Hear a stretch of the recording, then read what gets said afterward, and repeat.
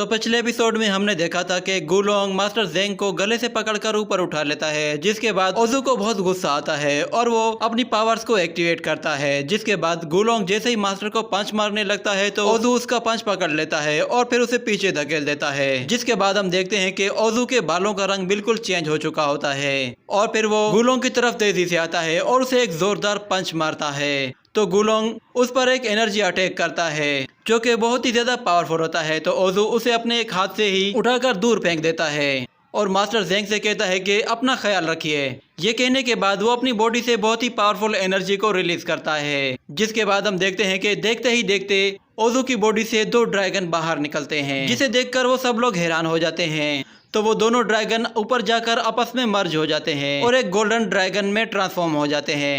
तो उस golden dragon को देखकर गुलोंग उस पर थंडर एनर्जी का अटैक करता है, मगर उस पर कोई भी फर्क नहीं पड़ता और फिर वो ड्रैगन सीधा गुलोंग की तरफ आता है और उसे पकड़कर अपने साथ घसीटते हुए ले जाता है और एक पहाड़ पर दे मारता है। जिसके बाद हम देखते हैं कि ओजू ने अपने एक हाथ से ही गुलोंग के गले से पकड़ा हुआ होता है और वो उसे छुड़ा नहीं पा रहा था। जिसके बाद ओजी कहती है कि मैंने अपने ड्रीम में ऐसा कुछ भी नहीं देखा था, ये बिल्कुल अलग है। तो गुलोंग अपनी एनर्जी से ओजू को पीछे धकेलता है और एक पहाड़ पर दे मारता है, मगर ओजू फिर भी उसे नहीं छोड़ता। तो गुलोंग दोबारा से अपनी बहुत ज्यादा एनर्जी जनरेट करने लगता है, जिसे देखकर मास्टर जेंग उससे कहते हैं कि उसे छोड़ दो और वहां से दूर भाग जाओ, मगर ओजू उसे नहीं छोड़ता और मास्टर जेंग से कहता है कि मैंने आप लोगों के साथ जो कुछ भी किया उसके लिए मैं आप लोगों से माफी मांगता हूँ। ये कहने के बाद वो गुलोंग को पकड़कर वहां से ऊपर ले जाता है और फिर हम देखते हैं कि वो उसे वापस नीचे लेकर आ रहा होता है और कहता है कि आज मैं इसका काम तमाम करके ही रहूंगा। मैं इसे इस खाई की बिल्कुल गहराइयों में ले जाऊंगा ताकि ये कभी भी वहां से वापस ना आ सके। तो ये कहते ही वो उसे उस गहरी खाई में ले जाता है। जिसके बाद मास्टर जेंग को भी थोड़ा सा गुस्सा आने लगता है और वो कहता है कि तुम्हें क्या लगता है कि मैं तुम्हें इतनी आसानी से माफ कर दूंगा।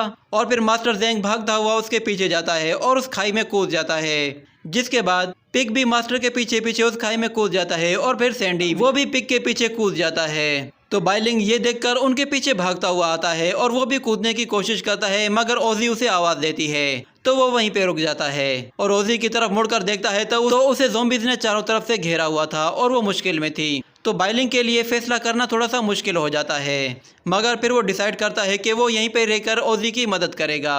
तो जैसे ही ओजी की मदद करने के लिए पीछे पलटता है तो एक ज़ॉम्बी उस पर अटैक कर देता है, जिसके बाद वो गिरकर बेहोश होने लगता है और वो कहता है कि क्या ये सब कुछ इसी तरह खत्म हो जाएगा। जिसके बाद ये सीन यहीं पे कट होता है। अगले सीन में हम देखते हैं मंकी किंग को। मंकी किंग हेवन में सभी डार्क सोल्स की बैंड बजा रहा होता है। जो भी डार्क सोल उसके करीब आती है वो उसे खत्म कर देता है। जिसके बाद मंकी किंग को कुछ फील होने लगता है तो वो कहता है कि क्या उसने इस चीज को मास्टर कर लिया है। जिसके बाद हमें क्वान को दिखाया जाता है, वो एक ही झटके में कई डार्क सोल्स का खात्मा कर देता है और एक छत पे आकर खड़ा हो जाता है। जिसके बाद मंकी किंग भी वहां पर आ जाता है।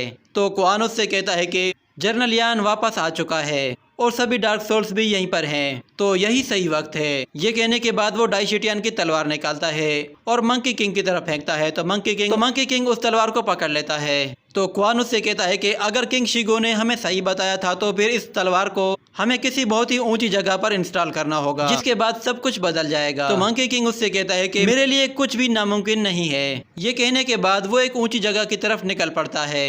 तो जब मंकी किंग उस ऊंची जगह की तरफ जा रहा होता है तो सब लोग उसकी तरफ देखने लगते हैं। तो मंकी किंग उन सब के ऊपर से क्रॉस करता हुआ अपनी मंजिल की तरफ बढ़ रहा होता है। तो डाइशिटियन जब ये देखता है तो वो अपनी डार्क सोल से कहता है कि उसे रोको, उसे आगे मत जाने देना। तो बहुत सारी डार्क सोल्स मंकी किंग का रास्ता रोकने की कोशिश करती है, मगर मंकी किंग उन्हें अपनी स्टिक से उठाकर दूर हटा देता है और उनसे कहता है कि मेरा टाइम जाया मत करो। और फिर हमें एक वॉरियर दिखाया जाता है जो कि मंकी किंग के बिल्कुल साथ साथ भाग रहा होता है और वो मंकी किंग को रोकना चाहता था, मगर फिर अचानक से क्वान वहां पे आ जाता है और वहां पे एक जोरदार ब्लास्ट होता है, जिसकी वजह से वो वॉरियर वहां पे गिर जाता है और मंकी किंग वो आगे निकल जाता है। जिसके बाद हम देखते हैं कि वो वॉरियर क्वान के सामने खड़ा होता है। तो क्वान उससे कहता है कि मैं एक गॉड हूँ, तुम बिला वजह क्यों मेरे हाथों मरना चाहते हो। तो वो वॉरियर कहता है कि तुम फिर से मेरे सामने आ गए। ये कहने के बाद वो उस पर अटैक करने लगता है तो क्वान उसे डॉज करता है, मगर फिर वो उस पर दोबारा हमला करते ही जाता है, जिसे देखकर क्वान भी थोड़ा सा हैरान होता है और वो कहता है कि इसकी एनर्जी तो बढ़ती जा रही है। और फिर वो क्वान पे हमला करते हुए उसका हाथ पकड़ लेता है और उसे नीचे फेंक देता है। तो क्वान नीचे जमीन पे बहुत जोर से आकर गिरता है। तो वो वॉरियर कहता है कि मैंने कभी सोचा भी नहीं था कि मेरे हाथों किसी गॉड का कत्ल होगा, ये तो बहुत ही ज्यादा वीक है। तो क्वान खड़ा होकर अपनी बॉडी को साफ करने लगता है। तो वो वॉरियर उससे कहता है कि घबराओ मत, तुम्हारी बॉडी थोड़ी देर में ही मिट्टी का ढेर बन जाएगी। ये कहने के बाद वो अपनी एनर्जी को एक्टिवेट कर देता है, जिसके बाद हमें दिखाया जाता है कि वहाँ पे हर तरफ आग ही आग फैल जाती है और 3 बहुत बड़ी स्कल्स अपने मुंह से आग उगलने लगती हैं। तो क्वान ये देखकर कहता है कि ये तो लेजेंडरी डेविल मैजिक है। तो वो आग आहिस्ता आहिस्ता क्वान की तरफ आने लगती है। इसके बाद क्वान वहाँ से भागने की कोशिश करता है, मगर वो आग उसका पीछा करती है और उसके बिल्कुल करीब आ जाती है। तो क्वान अपने चारों तरफ एक शील्ड क्रिएट कर लेता है। तो वो आग उसे चारों तरफ से घेरती जाती है और फिर हम देखते हैं कि आहिस्ता आहिस्ता बहुत सारी आग उसके चारों तरफ आ जाती है। तो ये देखकर वो वॉरियर उससे कहता है कि भले ही तुम्हारे पास 1000 हैंड टेक्निक हो, मगर फिर भी तुम मौत से नहीं भाग सकते।